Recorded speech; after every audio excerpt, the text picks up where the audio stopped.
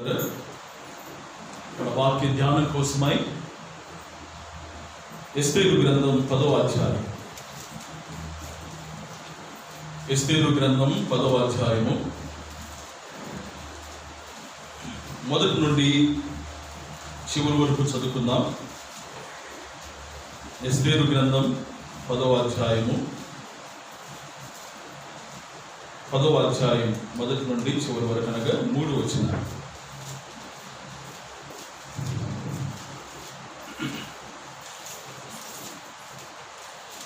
రాజైన అహష్వేరోషు రాజ్యమును సముద్ర ద్వీపములను పన్ను చెల్లింప నిర్ణయించారు. మొర్దెకై యొక్క బలమును గూర్చియు అతడు సామర్థ్యము చేత చేసిన కార్యములన్నిటినీ గూర్చియు రాజు అతనిని ఘనపరిచిన సంగతిని గూర్చియు మాదీయుల యొక్కయు పారసీకుల యొక్కయు రాజ్య సమాచార గ్రంథమందు రాయబడి ఉన్నది.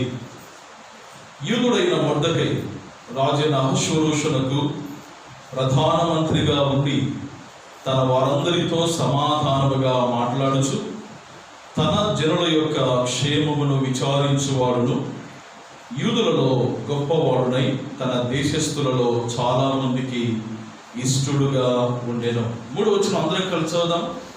3వ వచనం అందరం కలిసి చదువుదాం.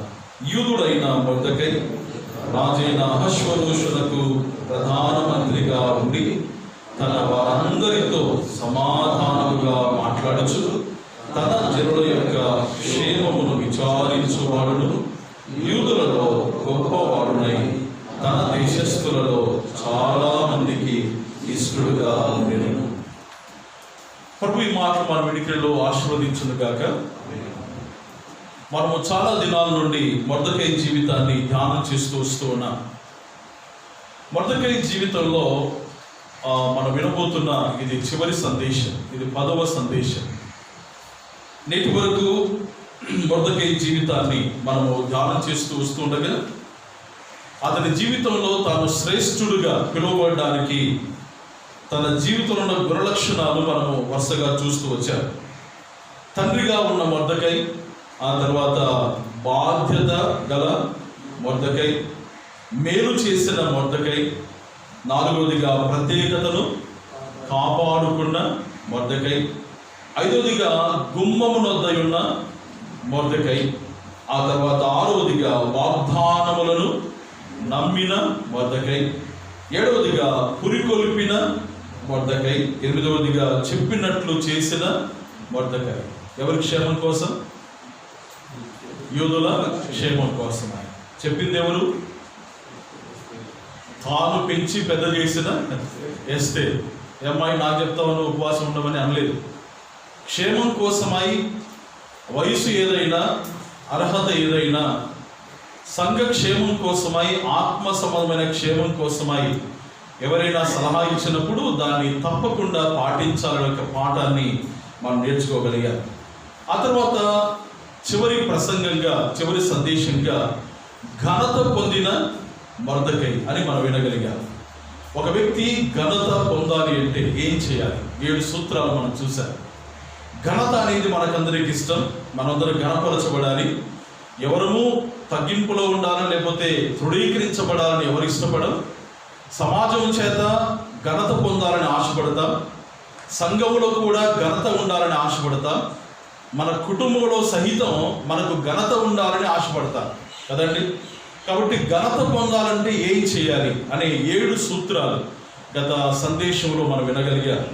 ఇందులో ఎంతమంది వాటిని గుర్తు పెట్టుకొని నోట్స్లో రాసుకొని కాదు, గుర్తు పెట్టుకొని ఎంతమంది అయితే వాటిని పాటిస్తున్నారో వారు తప్పకుండా 100% ఘనత పొందేవారుగా ఉంటారు. అది మనం నెరవేర్చేవారుగా ఉండాలి. ఇది నాన్న మొర్దెకై జీవితంలో 10వ సంగతిని మనం చూడబోతున్నాం. 10వ సంగతి ఏంటంటే గొప్ప మనసు గల మొర్దెకై. మొర్దెకై మనసు ఎలాంటిదంటే గొప్ప మనస్సు. గొప్ప మనసు అంటే అర్థం ఏంటి? విశాలమైన హృదయం గలవాడని, ప్రేమ గల మనసు గలవాడని మొర్దెకై గురించి మనము చూడబోతున్నాం. ఈ ఉదయకాల సమయంలో ప్రభు మనతో మాట్లాడుతూ ఉండగా అందరము శ్రద్ధగా ప్రార్థనాపూర్వకంగా దేవుని మాటలు విందాం. 10వ వచనంలో మనం చదువుకున్న వచన భాగంలో, యూదుడైన మొర్దెకై రాజైన అహష్వేరోషునకు ప్రధానమంత్రిగా ఉండి తన వారందరితో సమాధానముగా మాట్లాడుచు తన జనుల యొక్క క్షేమమును విచారించువాడును, యూదులలో గొప్పవాడునై తన దేశస్థులలో చాలా మందికి ఇష్టడుగా ఉండెను. ఇక్కడ మొర్దెకై గురించి రాయబడిన చివరి సంగతి. ఇక మొర్దెకై జీవిత ముగింపు ఎలాంటిదో, అతడు ఎప్పుడు మరణించాడో, ఎక్కడ పాతిపెట్టబడ్డాడో అనే సంగతి మనకు గ్రంథంలో రాయబడలేదు. కానీ చరిత్రకారులు కొన్ని సంగతులు తెలియజేశారు. మొర్దెకై ఏ దేశంలో తాను రాజుకు ప్రధానమంత్రిగా ఉన్నాడో ఆ దేశంలోనే తాను మృతి పొందినవాడుగా, షూషను పట్టణానికి సమీపంగా తాను సమాధి చేయబడినవాడుగా చరిత్రకారులు తెలియజేశారు. ఓకే, ఆ సంగతి ఆ రీతిగా ఉంచితే, మొర్దెకై జీవితంలో తాను ఎంతటి ఘనత పొందాడో, ఎంతటి గొప్ప స్థానాన్ని పొందాడో గత ఆ సందేశం మనం వినగలిగాం. నిజంగా పరాయి దేశంలో, తనది కాని దేశంలో ఒక వ్యక్తి ఘనత పొందటం, ఒక శ్రేష్టమైన స్థితిలో తాను ఉంచబడటం, ఒక శ్రేష్టమైన స్థానానికి అపాయింట్ చేయబడటం అనేది చాలా ఆశ్చర్యకరమైన, అద్భుతకరమైన సంగతి. మొర్దెకై ఆ భాగ్యాన్ని తాను పొందాడు.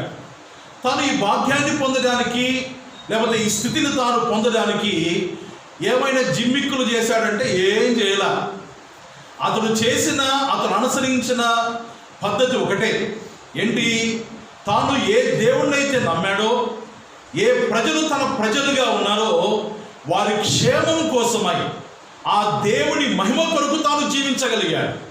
తద్వారానే ఆ దేశములోని ఒక ఉన్నతమైన స్థానాన్ని మొర్దెకై పొందగలిగాడు.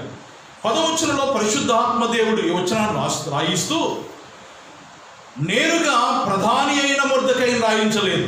ఏమని రాయిస్తున్నాడో చూడండి. ఏం రాయబడింది అక్కడ? యూదుడైన మొర్దెకై కదండి.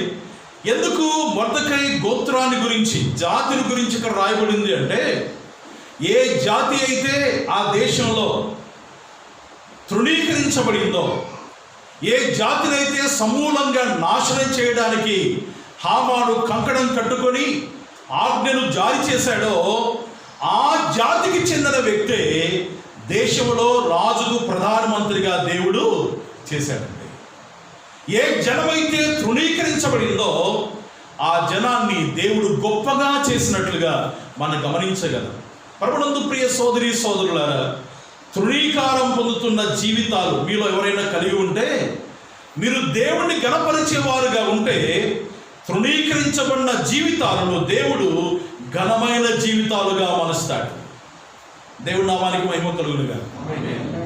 మన దేవుడు ఎలాంటి వాడంటే, ఎవరైతే తృణీకరించబడ్డారో, ఎవరైతే లెక్క లేకుండా చూడబడుతున్నారో, ఎవరికైతే ఘనత లేని వారుగా ఉన్నారో, మనుషుల చేత తృణీకరించబడుతున్న వారుగా ఉన్నారో, అలాంటి వారిని దేవుడు ఏం చేస్తాడండి? ఉన్నతమైన స్థానంలో ఉంచుతాడు.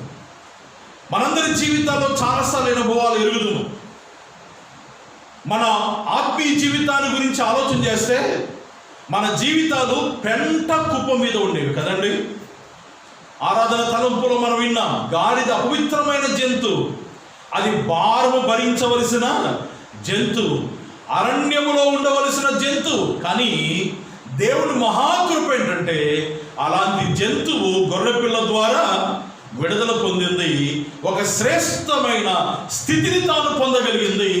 చివరికి ఆ గాడిద పిల్ల మీద ఎవరు కూర్చున్నారండి? ఎంత గొప్ప సంగతి అండి.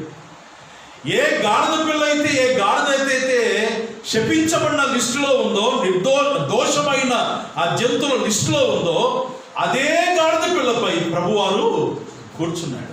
ఆ గాడిద పిల్ల ప్రభుకు అవసరమైంది. నిజంగా మన జీవితాలు కూడా నేను అంటాను, మీరేమనుకున్నా పర్వాలేదు, కానీ నా జీవితాల గురించి చెప్పుకుంటాను. గాడిద కంటే అసహ్యమైన జీవితం. అలాంటి జీవితాన్ని దేవుడు ఇంత ఉన్నతమైన స్థితికి తీసుకొని వచ్చాడు. ఆయన సేవ చేసే గొప్ప భాగ్యం దేవుడు అనుగ్రహించాడు. అనేక మందిని దేవుడి కొరకు సంపాదించే గొప్ప భాగ్యాన్ని దేవుడు నా జీవితాన్ని అనుగ్రహించాడు. మనందరి జీవితాలను కూడా దేవుడు గొప్పగా చేశాడండి. యూదుడైన మొర్దెకై, తృణీకరించబడిన యూదా జాతి పరాయి దేశంలో శ్రేష్టమైన స్థితిని పొందినట్లుగా మనం గమనించవలసిన వారుగా ఉన్నాం. అంత మాత్రమే కాదు, ఈ యూదుడైన మొర్దెకై ఎవరికి ప్రధానమంత్రి అట? రాజుకు ప్రధానమంత్రి. అంటే రాజు ఏది తలపెట్టినా, ఏ ఆలోచన చేసినా దాన్ని అమలు చేయవలసిన వాడు, మరొక మాట చెప్పాలంటే ఆమోదించవలసిన వాడు ఎవరండి? మొర్దెకై. ఏ మొర్దెకైని చూసి హామాను అసహించుకున్నాడో, ఏ మొర్దెకైకి దేశంలో ఘనత లేదో, అలాంటి మొర్దెకైని దేవుడు ఒక ప్రముఖమైన వ్యక్తిగా దేశంలో ఉంచినట్లుగా మనం చూస్తూ ఉన్నాం. ఈ మాట నేను ధ్యానం చేస్తున్నప్పుడు ప్రభు అయిన యేసుక్రీస్తు వారు జ్ఞాపకం వచ్చారు. ప్రభు అయిన యేసుక్రీస్తు వారు ఆయన తృణీకరించబడిన వాడుగా ఉన్నాడు. చాలా వచనాలు ఆయన గురించి రాయబడింది. ఆయన గురించి రాయబడిన మాట, నిషేధించబడిన వాడుగా ఉన్నాడు, తృణీకరించబడిన వాడుగా ఉన్నాడు. నిషేధించబడిన రాయి చివరికి ఏమైందండి? మూలకు తలరాయి, అంటే పునాది రాయి అయిపోయింది. మన ప్రభువైన యేసుక్రీస్తు వారు ఈ లోకంలో జీవించిన కాలంలో ఆయన అనేక మందిని తృణీకరించారు. ఆయన సొంత ఇంటి వారే తృణీకరించారు, ఆయన సొంత జాతి వారే తృణీకరించారు. చివరికి యేసు ప్రభు వారు ఆయన మూలకు తలరాయి అయ్యాడు, సమస్తానికి ఆధారభూతుడయ్యాడు, ఆది సంభూతుడయ్యాడు, రక్షణకు ఆధారమైన వాడు, పరలోకానికి ఆధారమైన వాడు, పరలోకానికి మార్గమైన వాడు, సకల జనుల రక్షణకు మూల కారకుడుగా యేసు ప్రభు వారు చేయబడ్డారండి. మొదట ఆయన తృణీకరించబడ్డాడు. ఆయన రాళ్ళ చేత కొట్టబడ్డానికి అనేక మంది ప్రయత్నం చేశారు. ఆయన ఎగతాళి చేశారు కదండి. ఆయన అనేక మంది అసహించుకున్నారు. శిలువ మీద బాధపడుతూ విరలాడదీయబడుతున్న ఆ ప్రభు వారి వైపు చూసి ఒక్కరు కూడా దయదలచలేదు. ఏమన్నారు చివరికి? ఏమన్నారండి? నీవు రక్షించుకోవా అని దొంగ అన్నాడు. దారిలో పోయేవారందరూ ఎగతాళి చేసి ఏమన్నారు? ఒకసారి దిగి నిన్ను రక్షించుకో, దిగు, ఎందుకు అక్కడ విరలాడదీయబడుతున్నావు అని ఎగతాళి చేశారండి. అలాంటి ఎగతాళి చేయబడిన మన ప్రియ ప్రభు వారు మనకు ప్రాముఖ్యమైన వ్యక్తిగా అయ్యాడు. దేవుని నామానికి మహిమ కలుగును గాక. మన జీవితాల్లో కూడా దేవుడు అంతటి గొప్ప స్థితిని అనుగ్రహించాడండి. మొర్దెకైకి గొప్ప స్థితిని అనుగ్రహించిన దేవుడు మన జీవితాల్లో కూడా గొప్ప స్థితిని అనుగ్రహించాడు. చాలాసార్లు దేవుడు మనకిచ్చిన స్థితిని మనం గుర్తించకుండా చాలాసార్లు నిరాశకు లోనవుతూ ఉంటాం, శరీర సంబంధంగా ఆలోచన చేసి. మనము ఒక మాట మీకు చెప్పడానికి ఇష్టపడుతున్నాను.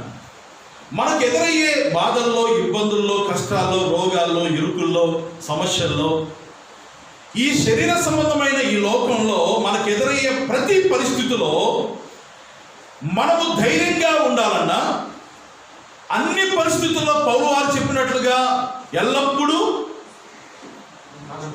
ఆనందించండి, మరలా చెప్పుదును ఆనందించండి అని ఆ మాట మన జీవితంలో నెరవేరాలంటే సూత్రం ఒకటేనండి. అందరూ వినండి జాగ్రత్తగా. మన ముఖాలు ఎప్పుడు కళ ఉండాలంటే, మనం ఎప్పుడు సంతోషంగా ఉండాలంటే ఏమి జ్ఞాపకం చేసుకోవాలంటే, నన్ను చెప్పమంటారా మీరు చెప్తారా?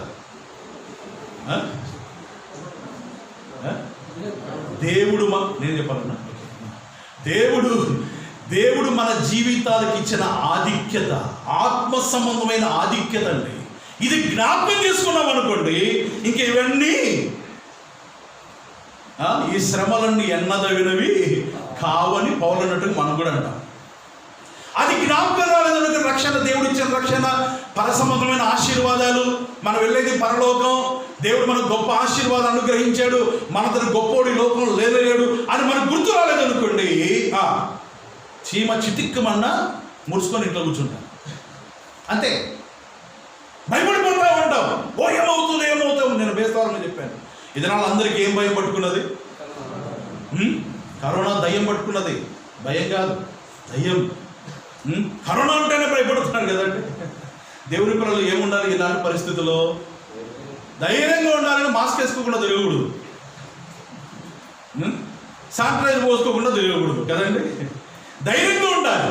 ప్రభుత్వం వారు అది ఆరోగ్య సూత్రాలు తెలియజేశారు కాబట్టి దాన్ని పాటిస్తూ ఇంకా పూసుకున్నా కూడా వచ్చాదేమో, దానికి కూడా ఉందేమో అని అనుమానపడినాం అనుకోండి, ఎట్లుంటుంది ఇంకా కదండి. పెట్టుకున్న మాస్క్ కూడా రోగం అంటుకున్నదేమో, ఇంతకుముందు పెట్టుకునేది ఎవరైనా అమ్మినారేమో, ఇట్లాంటి అనుమానాలు ఉంటే ఇంకా బతికేదేనా?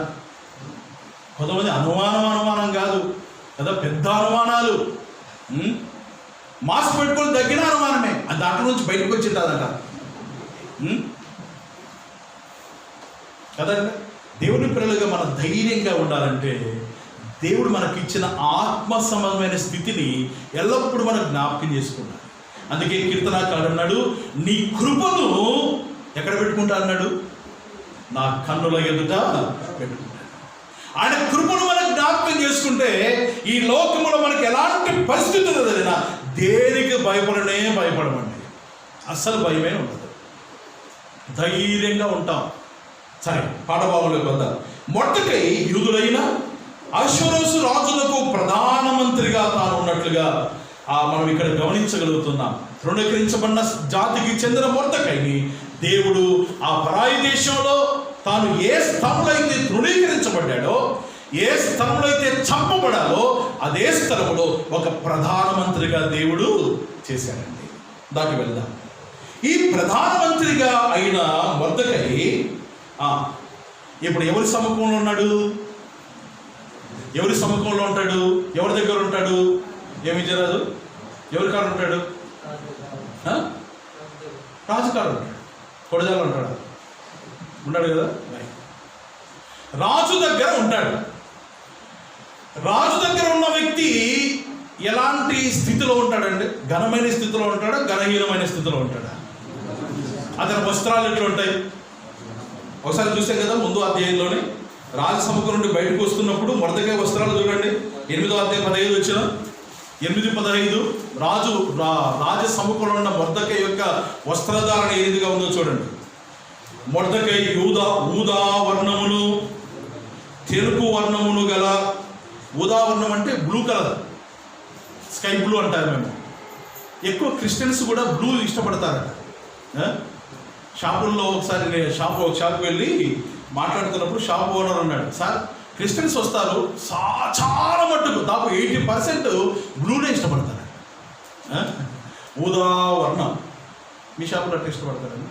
బ్లూని ఏసన్న కూడా చెప్తాడు, బ్లూ కలర్ ఇష్టపడతారు క్రైస్తవులు వస్తే. ఓకే, ఊదా వర్ణమును తెలుపు వర్ణమును గల రాజవస్త్రమును, బంగారపు పెద్ద కిరీటమును, అవిసెనారుతో చేయబడిన ధూమ్ర వర్ణము గల, యాష్ కలర్ అన్నమాట, వస్త్రములను ధరించుకున్న వాడై రాజసముఖము నుండి బయలుదేరెను. అంటే రాజసముఖంలో మొర్దెకై వస్త్రాలు ఎంత ఘనంగా ఉన్నాయి చూడండి. Blue colour white colour combination బాగా ఉంటుంది. దాని మీద యాష్ కలర్ పైన కోట్ లాగేసుకున్నాడు అనమాట. ఎంత గంభీరంగా ఉన్నాడు. వస్త్రధారణ గంభీరంగా ఉంది, స్థితి గంభీరంగా ఉంది, పోస్ట్ గంభీరమే కదండి. మొర్దెకై స్థితి చాలా ఉన్నతమైన స్థితిగా ఉంది. ఇప్పుడు మనం చదవాలి వచ్చిన 10వ అధ్యాయం కూడా వచ్చిన 3వ మాట, తన వారందరితో సమాధానముగా మాట్లాడచ్చు. ఎవరి మొర్దెకై చెప్పాలి? ఎవరి మొర్దెకై? ఎవరి మొర్దెకై? ప్రధానమంత్రిగా ఉన్న మొర్దెకై. ఎవరికి ప్రధానమంత్రి? రాజుకు ప్రధానమంత్రి. గొప్ప స్టేటస్. అలాంటి స్థితిలో ఉన్న మొర్దెకై తన వారందరితో ఎట మాట్లాడుతున్నాడండి? స్థితి పెరిగిందా తరిగిందా? స్థితి పెరిగిన కానీ తన వారందరూ ఏమనుకున్నాడు? తన వారే అనుకున్నాడు. మనల్ని ఎవరన్నా? మనల్ని ఎవరు చెప్పండి? మనల్ని ఎవరమ్మా? ఏం పలకడంలో ఎవరు? తనవారు మనవారు ఎవరు?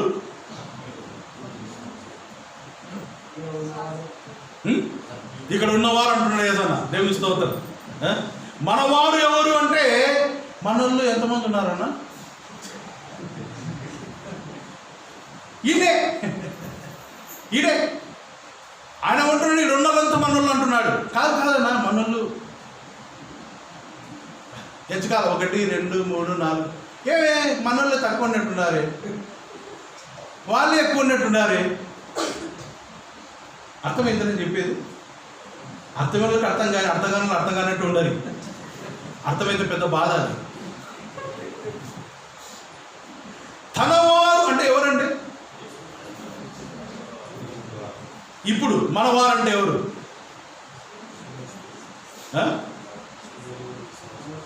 యోహాను మొదటి పత్రిక 3వ అధ్యాయం తెరవండి.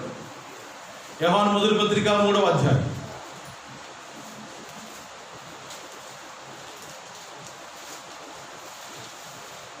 తెలిసారా? లేకపోతే 5వ అధ్యాయం, క్షమించండి, 5వ అధ్యాయం మొదటి వచ్చింది. 5వ అధ్యాయం మొదటి వచ్చింది. యేసే క్రీస్తు అయి ఉన్నాడని నమ్ము ప్రతి వాడును దేవుని మూలముగా పుట్టి ఉన్నాడు. పుట్టించిన వారిని ప్రేమించు ప్రతి వాడును ఆయన మూలముగా పుట్టిన వానిని ప్రేమించు. ఎవరండి మనోళ్ళంటే? యేసే క్రీస్తుని నమ్మిన ప్రతి వాడు మనోడే.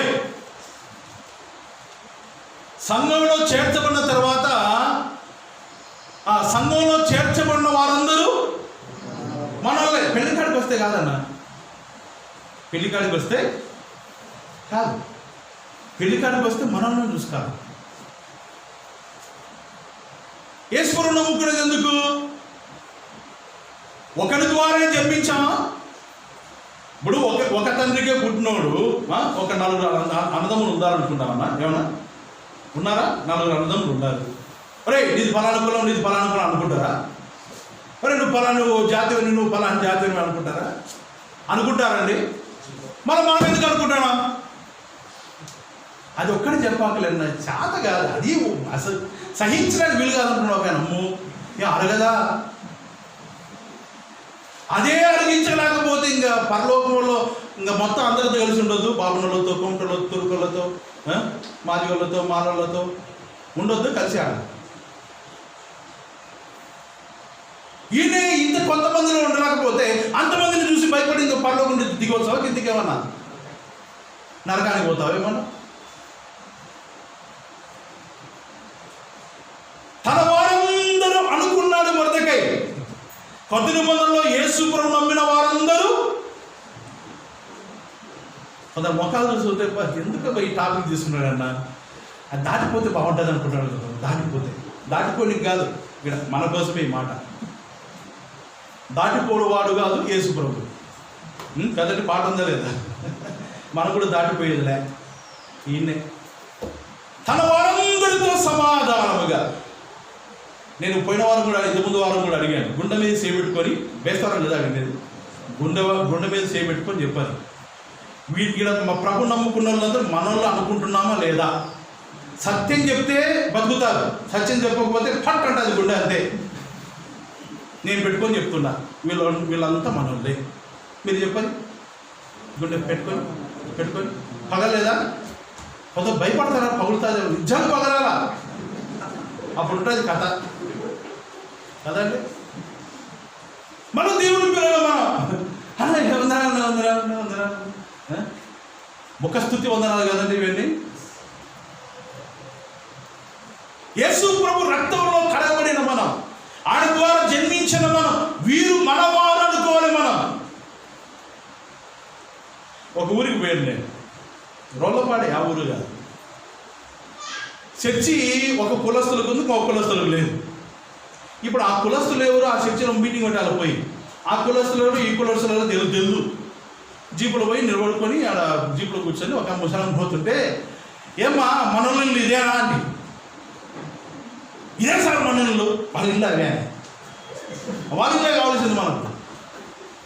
పోతు కానీ అట్లాంటి సందర్భాల్లో ఏదైనా ఓకే. కానీ కథ ప్రభు నమ్మిన తర్వాత మనవారు అందరు, మనోళ్ళు అందరు తల్లిదండ్రులుగా పెళ్లిళ్ళు చేయవలసిన వాళ్ళు చాలా మంది ఉన్నారు ఇక్కడ. చూస్తున్నారేమో సంబంధాలు, మనల్ని చూసుకోరు. అంటే ఎవరిని? విశ్వాసుల్నే. మొన్న ఒక ఆయన ఫోన్ చేశాడు, సాకులు ప్రభుని నమ్ముకున్నాడు. అన్న మా కులస్తులు ఎవరైనా మీ సంఘంలో ఉన్నారా అని. లేదు. ఎందుకుంటారు? మీ కులస్తులు మా సంఘంలో అందరు మా కులస్తులలో ఎవరు? యేసు ప్రభు కులస్తులే, అంతే. ఇంక వేరే వాళ్ళు లేదు కదండి. తన వారందరితో మొర్దెకై, ఇక్కడ రెండవ సంగతి మనం జ్ఞాపకం చేసుకోవాలి. తన వారు అనుకున్నాడు అందరిని. రెండవదిగా వారితో సమాధానముగా మాట్లాడుతున్నాడు. ఈ మార్పు రావాలండి విశ్వాసంలో. ప్రభు రాకడ చాలా సమీపంగా ఉంది. ఆత్మీయ జీవితంలో వాక్యం ఎరుగుతూ ఉన్నాం, ఆత్మీయంగా ఎదుగుతూ ఉన్నాం. కానీ ఈ విషయంలో మార్పు చాలా మందికి రావడంలా, ఈ మైండ్ మెచ్యూర్ కావడంలా ఆత్మీయంగా. ప్రభు నమ్ముకొని ఇన్నేళ్ళు అయింది, వాక్యం ఇంత తెలుసు, ఇంత శీలిస్తాం, సెండాడుతాం అంటారు. కానీ అడుగుచ్చినాడు కదా తుస్ అంటారు అనమాట. గాలి టైర్లో పోతుందా, ట్యూబ్లో పోతుందా? ఇప్పుడు టైర్లో కూడా పోతుంది, ట్యూబ్లెస్ టైర్లు ఉన్నాయి కాబట్టి. ఆడికి వచ్చాడు కదా తుస్ అంటారు అందరూ. ఎంత పెద్ద విశ్వాసం అయినా కానీ ఆడికి వచ్చిన ఎంత అన్నా మనం అమ్మ ఏమవుతుంది? రాక్షసుల వాళ్ళు మనోళ్ళు కాని వాళ్ళంతా కాదు కదండి. మనవారు అనుకొని అలాంటి బుద్ధి ఉంటే దేవుడు తప్పక దీవిస్తాడండి, ఆశీర్వదిస్తాడండి. అనేక కుటుంబాలు చూస్తూ ఉండండి దినాల్లో. పొలాలు మార్పిడి పొంది పెళ్లిళ్ళు చేసుకున్న వారు ఆత్మీయులైతే ఆనందంగా ఉంటారు. శరీరం వస్తే ఆనకట్టలు చెబుతాయి, అంతే. ఆత్మీయంగా ఉంటే అందరికీ ఆనందమే కదండి. శరీరం ఉంటుంది కాబట్టి సమస్యలు వస్తూ ఉంటాయి. ఓకే, కాబట్టి ఆత్మ సంబంధికులుగా ఉండి ఆలోచించేవారుగా ఉండాలి. సరే, ఇక్కడ మొర్దెకై తాను వారందరితో సమాధానముగా మాట్లాడుతూ ఉంటాడు. తన స్థితి పెరిగింది, అయితే వారితో మాట్లాడడం మాత్రం సమాధానంతో. అంటే మొర్దెకై ఏం లేదు, ఇక్కడ గర్వం లేదు. మొర్దెకై గర్వము లేని వ్యక్తిగా ఉన్నాడు. అతని మనస్సు గొప్ప మనసు అండి. తన స్థితి పెరిగినా వారిని ప్రేమించే విధానంలో ఏ మార్పు లేనే, వారితో మాట్లాడే విషయంలో ఏ మార్పు లేనే లేదు. మన డ్రైవర్ రాజన్న చిన్న కుమార్తె భారతి కర్నూలు హాస్పిటల్ నోపాల్ అనుకుంటా ఫస్ట్ కానుకప్పుడు నేను కూడా వెళ్ళాను హాస్పిటల్కి. నేను రమేష్ అన్న ఇద్దరు నడుచుకుంటూ పోతాము, గుర్తుందని నడుచుకుంటూ పోతా ఉంటే ఒక ఆయన ఎదురయ్యాడు. ఆయన ఇక్కడ నందికొట్టుకున్న ప్రభుని నమ్ముకొని ఈడే నాన్న చేత బాప్తీసం పొందిన వ్యక్తే. అప్పుడు అంటే ఆయన స్థితి మారిపోయింది, టీచర్ అయ్యాడు, మంచి నాయకుడు అయిపోయాడు, జిల్లా నాయకుడు అయిపోయాడు. ఎదురైతే ఇక్కడే మేము చిన్నప్పటి నుంచి ఉన్నాడు కాబట్టి పలకరించడానికి ముందుకు పోయాడు. అన్న బాగున్నారన్న, వందనాలు. ఎవరు నువ్వు అన్నాడు. అదే నేను నందికొట్టు జాన్ కొడుకువా అన్నాడు. అంటే రమేష్ అన్నాడు, ఎవడన్నా ఆయన? అంకుల్ని పట్టుకుని జాన్ అంటాడు. స్థితి పెరిగింది, చిన్న ఎవరొస్తే కానీ ఏమంటాడంటే జాన్ కొడుకువా. ఈడ జాన్ అంకుల్ జాన్ సార్ అని పిలిచినవాడు నమ్ముకున్నాడు, ఈయన బాప్తిజం తీసుకున్నాడు. నేను ఎదురే పలకరిస్తే ఏదో మర్యాద పలకరిద్దాం, చాలా రోజులే కనపడాక నేను పలకరిస్తే ఓ జాన్ కొడుకువా అంటున్నాడు. రమేష్ అన్న అతను అంటే ఇట్లాంటితో మాట్లాడకూడదు అన్న. గుర్తుందా నీకు? గుర్తులేదు కదా? నాకు గుర్తుంది, ఎందుకంటే నాయన అన్నాడు కాబట్టి.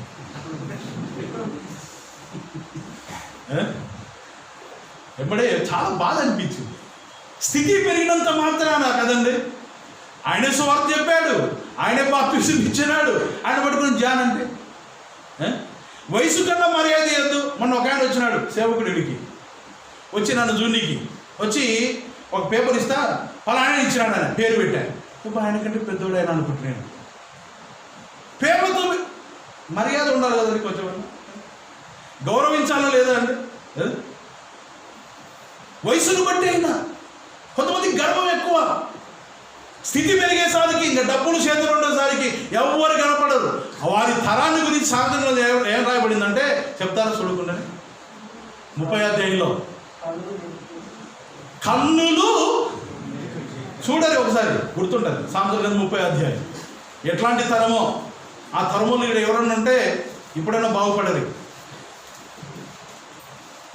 30వ అధ్యాయం సామెతల 30వ అధ్యాయం 13 వచ్చిన గట్టిగా చదవన్నా అందరికి పట్టట్టు.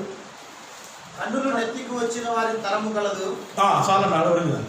కన్నులు ఏడికి వచ్చినాయంట? కన్నులు ఏడ ఉండాలా? మూతి మీద ఉండాలా. అది మూతి మీద అంటే ఇట్లా ముందరికి కనపడ్డాడు. ముక్కు మీద కళ్ళు ఉండాలి. కానీ యాడికి ఎక్కినాయంట ఇవి? అరే ఎటవి నెత్తి మీదకి ఇవి ఉండాల్సినవి దమకిరికి ఎక్కింటాయి. కనపడరు ఎవరుగా. ఇప్పుడు పైకి చూసుకోవడం పోతున్నాడు. లాస్ట్కి ఏమవుతాడు? బోట్రాజు వెళ్ళి అప్పుడు ముక్కు కిందికి వచ్చాయి కళ్ళు. అంటే కళ్ళలోంచి నీళ్ళల్లో కారుతుంటాయి అన్నమాట. ఎవరు చదువును బట్టి కొంతమందికి, స్థితిని బట్టి కొంతమంది కొంచెం పాస్ అయితే చాలు 10th క్లాసు. వానికి హెచ్చులు కాదు. ఇంటర్ పాస్ అయినాడంటే వాడు ఇంకా తల్లిదండ్రుల వైపు కూడా నీకు తెలుసు మోటోలు మీరు అంటాడు. వాడు డిగ్రీ చదివినాడంటే ఇంటికే రాడు, పొద్దుపోయినాక వస్తాడు. ఏమరా అంటే మీకే వచ్చిన కదా ఇంటికి అంటాడు. రాకుండా ఉండాలా ఇంటికి, ఏమన్నా ఉండాలా అంటాడు. వాడు రూమ్ తీసుకొని ఉంటా అంటాడు. ఎంత హెచ్చులో కదండి. మొట్టకి అంత ఘనమైన వ్యక్తిగా, అంతటి శ్రేష్టమైన స్థితిని పొందిన తనలో ఒక చిన్న అణువు కూడా గర్వం లేనే లేదు. కొంతమంది డబ్బులు ఉన్న వాళ్ళు డబ్బులు లేని వాళ్ళు చూస్తే చురుకుగా చూస్తుంటారు. అవసరం వచ్చి అడిగినాను అనుకో డబ్బులు, అన్నా కొంచెం సాయం చేస్తాను అట్లా అడగకూడదన్నా. మీకు అరే నీ కాడ ఉన్నాయి కాబట్టి అడిగినాం, ఇకపోతే నీ కాడ రెండు పోతాయి. దేవుని వాక్యం చెప్పేది అదే చెప్తుందా లేదన్నా? ప్రభుత్వం దేవుని వాక్యం అదే చెప్తున్నాను నేను కూడా. నీ కాడ ఉన్నాయని సహోదరు అక్కడితో అడిగినాడు. ప్రభుని అడగాల. సరే పొరపాటు నీ కాడికి వచ్చినప్పుడు ఏమంటే అడుగుతున్నాను డబ్బులు ఉన్నాయని అడగడమేనా అన్నావు పుణ్యం పోతాయి. నీకు హెచ్చులు వాడాకు ఉందేది. గర్వం అనేది ఉండడం మొదటి జీవితంలో అది నేర్చుకునే పాఠం ఉంది.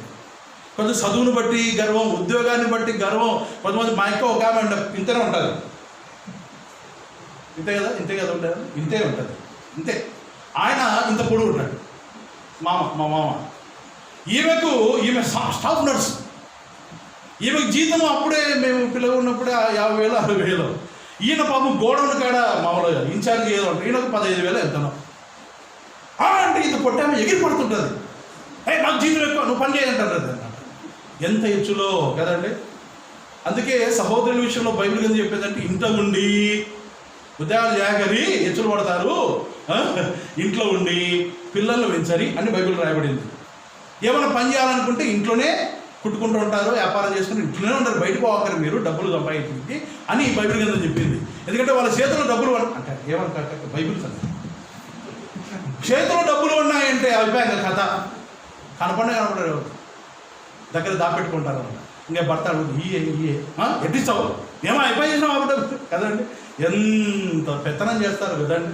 ఓకే దేవుని పిల్లలారా, ఇక్కడ మనం గమనిస్తున్నాం మొదటి అంత స్థితి కలిగి ఉన్నా తాను మాత్రం గర్వించేవాడు కానీ వాడితో సమాధానంగా మాట్లాడుతూ ఉన్నాడు. ఆ విశ్వాసికి స్థితి పెరిగే కొద్దీ ఏం పెరగాలి? విశ్వాసి స్థితి పెరిగే కొద్దీ ఏం పెరగాలి? తగ్గింపు పెరగాలి. పెరిగే కొద్దీ ఇంకా అనగే ఉండాలి. హెచ్చులు పడితేమా గాలి వచ్చేది, పట్టుకుపోతే నడుము కానీ ఇరిగిపోతుంది అంతే. ఏంది ఈ సెట్టు వచ్చినప్పుడు గాలి వచ్చినప్పుడు అంతే బిర్రు బిక్కున్నాం అనుకో అయిపోయా, వీళ్ళ గాలికి లేపు పడిపోతుంది అంతే, ఇబ్బంది ఏం లేదు. కాబట్టి దేవుని పిల్లలారా మొదకై తాను వారితో సమాధానముగా. ఇక్కడ మరొక అపాయం ఉందండి, అది నేను చూపించి ముగిస్తాను. ఒక మాట ఉంది, ఆ మాట చూపించి ముగిస్తాను. 20 గ్రంథం 9వ వచనంలో మొదకై ఇక్కడ ఎలాంటి గర్వం లేకుండా తన వారందరితో సమాధానముగా మనస్ఫూర్తిగా ప్రేమించేవాడుగా ఉన్నారు. కొంతమంది సమాధానంగా మాట్లాడినట్టే ఉంటుంది. అలాంటి వారి గురించి రాయబడింది. 20 గ్రంథం 9వ అధ్యాయం 8వ వచనం చదవండి ఒకరు. వారి నాలుక అనా ఘాతుక బాణం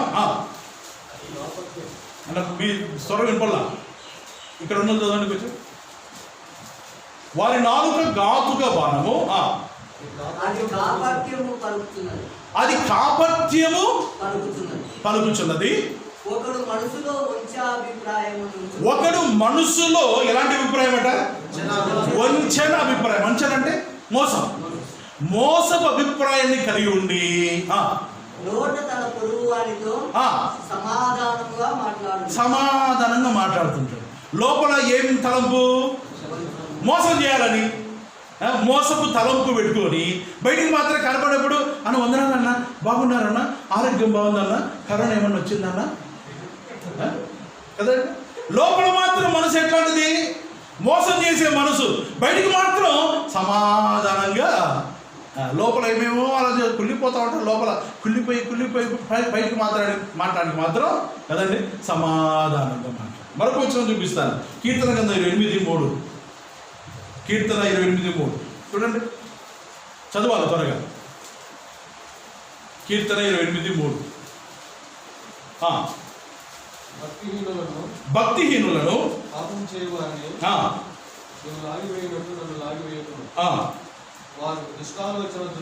వారు దుష్టాలోచన హృదయములో ఉంచుకొని తమ పొరుగు వారితో సమాధానం. ఇది పెద్ద డేంజర్. లోపల దుష్టాలోచన ఉందా? ఉన్నట్టు మాట్లాడైపోయా. మనసిప్పి నీవంటే నాకు ఇష్టం లేదన్నా, నీ శాస్త్రం నచ్చలే, లేకపోతే పలానా విషయం నచ్చలే, ఉన్నట్టు మాట్లాడు. ఆయనకి అయిపోయా. సమాధానం పడతాం, లేకపోతే దూరం అయిపోతాం.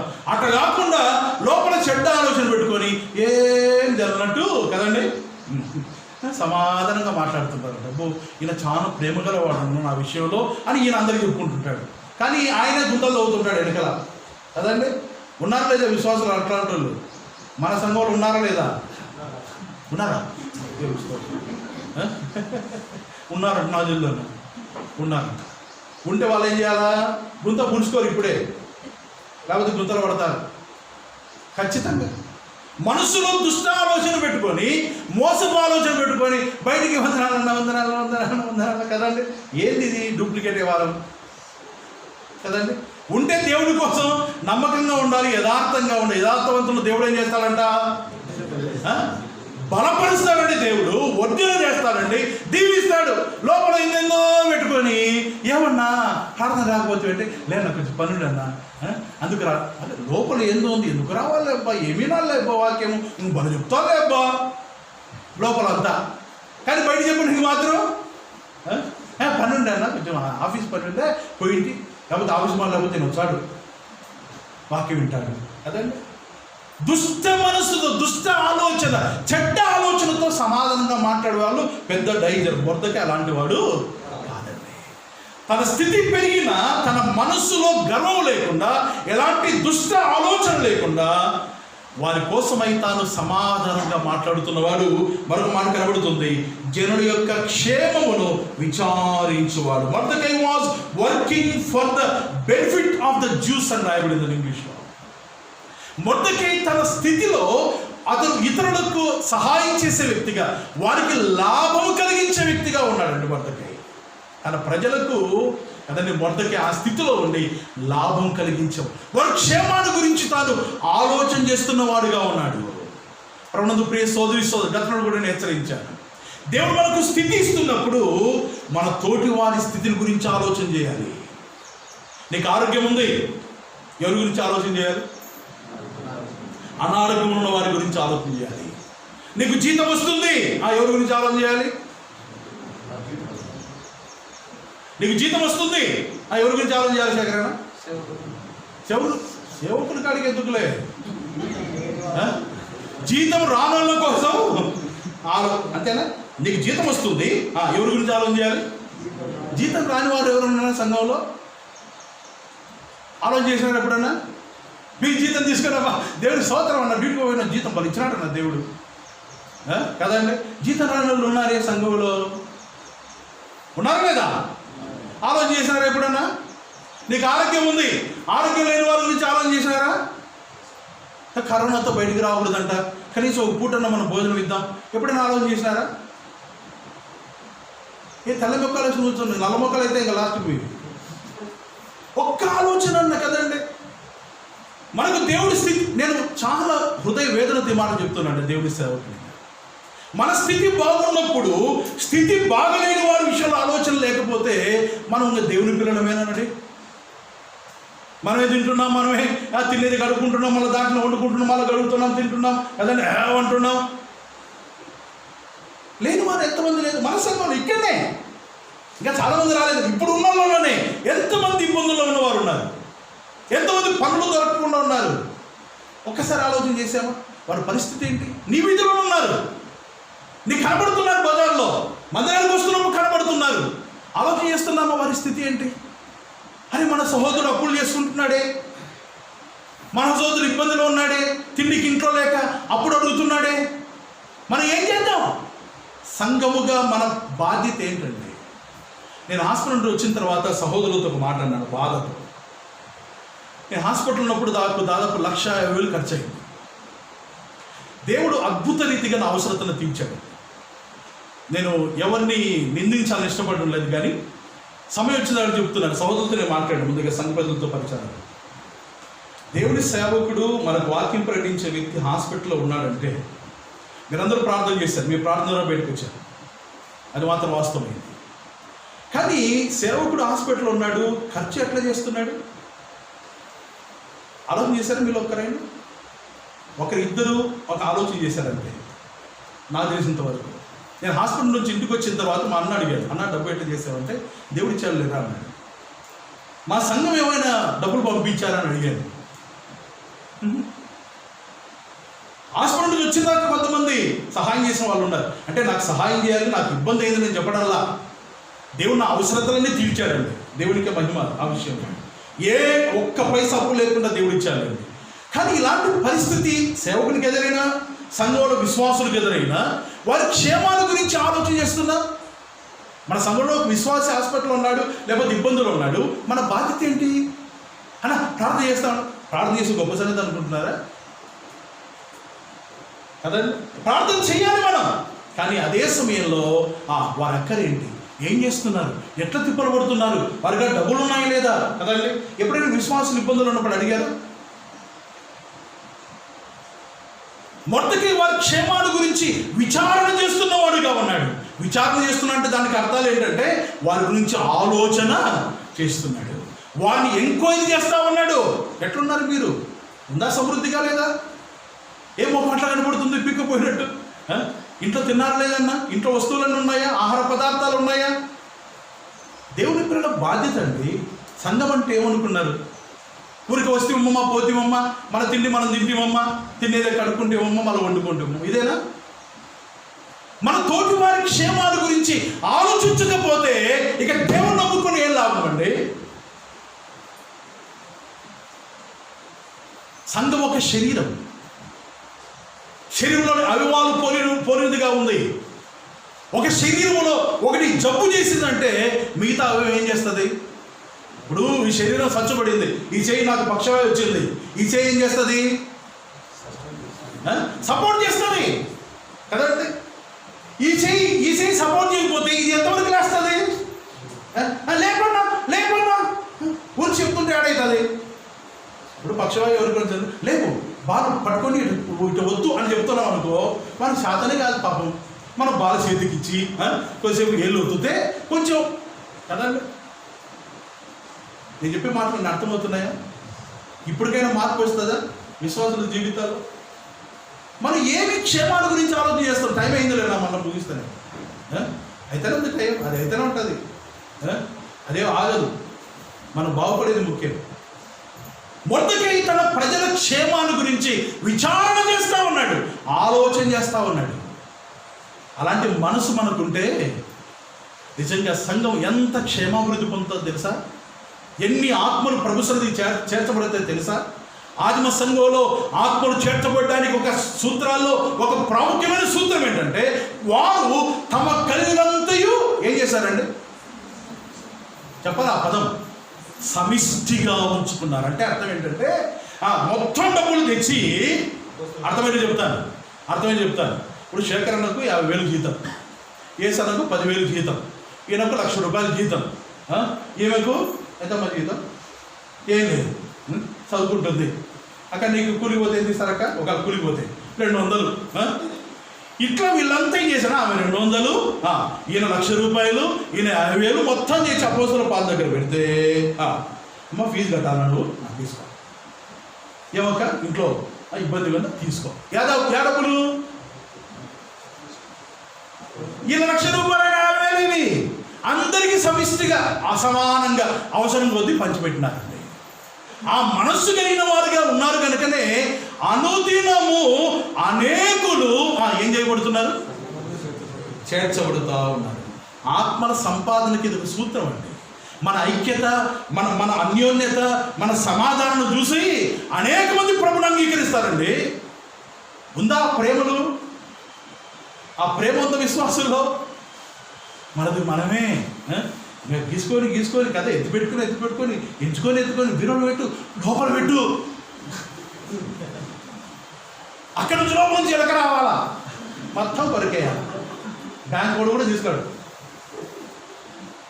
జరగాలనుకుంటే కొన్నిసార్లు నా మనసులో, కానీ దేవుడు ప్రేమమయుడు, ఏం చేద్దాం, జరగనీయడు. అది ఇంకా ప్రేమిస్తూనే ఉన్నాడు కదండి. మనం ఇతరులకు సహాయం చేసేవారుగా ఉండాలి, వారి క్షేమాన్ని విచారించేవారుగా ఉండాలి అని మొర్దెకై గురించి మనం చూస్తాము.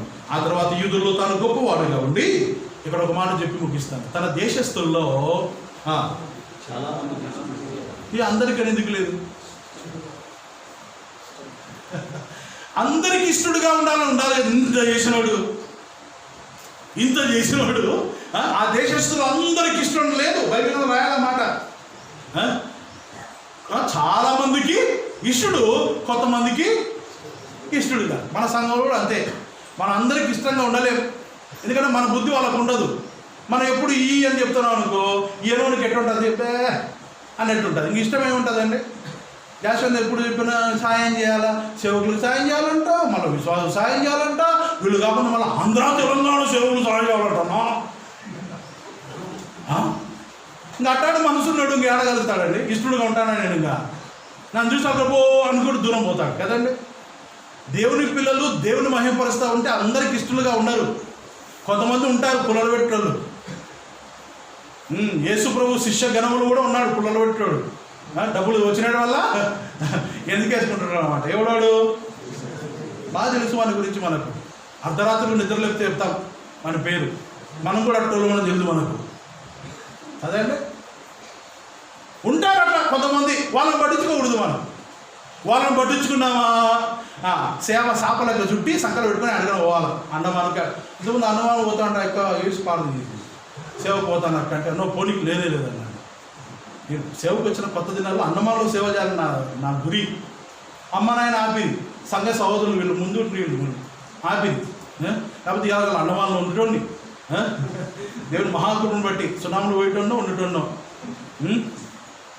కదండి. కొంతమంది ఉంటారు, అందరికి ఇష్టలుగా మనం ఉండలేము. ఆత్మీయంగా ఉంటే, ఆత్మీయం లేకపోతే హాయ్ చెప్పండి, రెండోది బాయ్. అందరికి లోకానికి హాయ్, విశ్వాసులకు బాయ్ అన్నట్టుగానే ఉంటుంది జీవితం. అందరికి హ్యాపీ. అబ్బా ఎంత మంచోడన్నా అంటే అందరు అంటుంటారు అనమాట. ఎప్పుడు అందరిలోకి ఉంటే వాళ్ళు అది తిరుపతి గడ్డ చేస్తే తింటివి, వీళ్ళు పక్కింటి కుంకుమ పెట్టితే పెట్టించుకుంటేవి, పిల్లలు కూర్చొని అది ఏది ఏమంటారు అన్నది సర్లేదు చలపరాలు అక్షింతలు అది వేస్తే తీసుకుంటుంది. చెప్పినా కదా ఇంతకుముందు సంఘపెద్ద నా ముందర కూర్చోవాలంటే పంచనాలు కదా తీసుకొని చేతులు పెట్టుకొని సలటప్పుడు ఇట్లా అంటే ఎనికిలా ఉండా అంటున్నాడు. ఇంకా ఉండా ఏం చేద్దాం, ఎనికిల్లో ఉండా. ఆయన అందరికీ హాయ్ బాయ్ అంతే కదండి. విశ్వాసం ఆత్మీయంగా స్థిరంగా ఉంటే కొంతమందికి ఇష్టం ఉంటాం, కొంతమందికి ఇష్టం లేని ఉన్నారనుకో వాళ్ళని మనం పట్టించుకోకూడదు. సేవా జీవితంలో నేను 99లో సేవకు వచ్చినాను. ఇంకా 2 ఏళ్ళు ఉంటాయి, 25 ఏళ్ళు అవుతాయి. 99లో సేవకు వచ్చాను. ఈ సేవకు వచ్చిన దినాల నుంచి ఎంతమంది ఇష్టపడినారో ఎంతమంది ఇష్టపడలేదో నాకు బాగా తెలుసు. ఇష్టపడిన వాళ్ళని పట్టించుకొని ఓ ఆయన బాధపడినాడు అంటున్నా, ఆయన ఇష్టం లేదంటున్నా అన్నాననుకో మూలను కూర్చాల్సిందే. ఇంకా సేవ చేయకుండా అట్లున్న పట్టించుకోకూడదు. మొర్దెకై కూడా పట్టించుకోలే కదండి. ఆయన అంటే చాలామందికి ఇష్టంగా ఉన్నాడు, కొంతమందికి మాత్రం ఇష్టం కాదు. చాలామందికి ఇష్టం ఉంటే సరిపోదాలి. ఇంకా అదే సంతోషం. మొర్దెకై జీవితం ఆయన గొప్ప మనసు గలవాడుగా. ఇది 10వ సంగతి. కాబట్టి ప్రభునందు ప్రియ సోదరి సోదరులారా, మన మనసు ఏ రీతిగా ఉంది? దేవుడు మనం హెచ్చించే కొలది మనం తగ్గింపు గల వారుగా ఉన్నామా? మన వారిని మనం ప్రేమించేవారుగా ఉన్నామా? వారి క్షేమాల గురించి విచారించేవారుగా ఉన్నామా?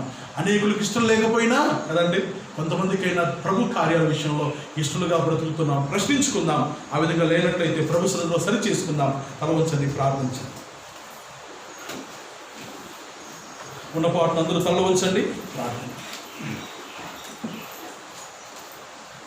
తృణీకరించబడిన జీవితాలు, మరణం నుండి తప్పించబడిన జీవితాలు, యూదుల జీవితాలు, అలాంటి తృణీకరించబడిన జీవితంలో నుండి మొర్దెకైని దేవుడు ఘనమైన వ్యక్తిగా ఇచ్చాడు. ఒకవేళ ఈ మాటలు వింటున్న ప్రియ సోదరి సోదరులారా, మీ కుటుంబంలో ఎవరైనా మిమ్మల్ని తృణీకరిస్తున్నారా? నీకు విలువలేదని ఒకవేళ బాధపడుతున్నావా? సమాజంలో కూడా, నువ్వు పనిచేస్తున్న స్థలంలో కూడా నీవంటే తృణీకారం ఎదురవుతుందా? సంఘంలో కూడా తోటి విశ్వాసుల ద్వారా తృణీకారాన్ని ఎదుర్కొంటున్నావా? ప్రభు కొరకు నమ్మకంగా జీవించు. దేవుడు తప్పకుండా శ్రేష్టమైన స్థితిని ఇస్తాడు. మొర్దెకైకి శ్రేష్టమైన స్థితిని ఇచ్చిన తర్వాత తన వారితో తాను సమాధానంగా మాట్లాడుతున్నాడు. తనవారు అని ప్రజలందరినీ అనుకున్నాడు. దేవుని పిల్లలుగా ప్రభు నమ్మిన వారందరూ మనవారు అనుకుందాం. ఆ రీతిగా ప్రేమిద్దాం. వారి క్షేమాల గురించి విచారిద్దాం. వారి బాగోగులు పట్టించుకుందాం. దేవుని ప్రేమను కనపరిచే వారిగా ఉన్నాం. గర్వము లేని వారుగా, తగ్గింపు కలిగిన వారుగా, ప్రేమానుబంధాలు కలిగిన వారుగా దేవుని పిల్లలుగా జీవిద్దాం. ఇలాంటి విషయాలన్నింటిలో మొర్దెకై మనకు మాదిరిగా ఉండగా దేవుడు అలాంటి వ్యక్తిని మనకు సందేశంలో ఆ వ్యక్తి ద్వారా అనేక సందేశాలు మనకు అందించి ఉంటుండగా మన జీవితాల విధంగా మలుచుకుందాం. మన ప్రభు కూడా మాదిరిగా ఉన్న అన్ని విషయాల్లో ప్రభును తలుచుకుందాం. భక్తులను జ్ఞాపకం చేసుకుందాం. వారందరూ సాక్షి సమూహముగా ఉన్నారు మన ఎదుట. వారిని జ్ఞాపకం చేసుకుంటూ విశ్వాస యాత్రలో ప్రభుని గణపరిచే విధంగా ముందుకు కొనసాగుతాం. ప్రియతండ్రి, మీ నామానికి స్తోత్రాలు.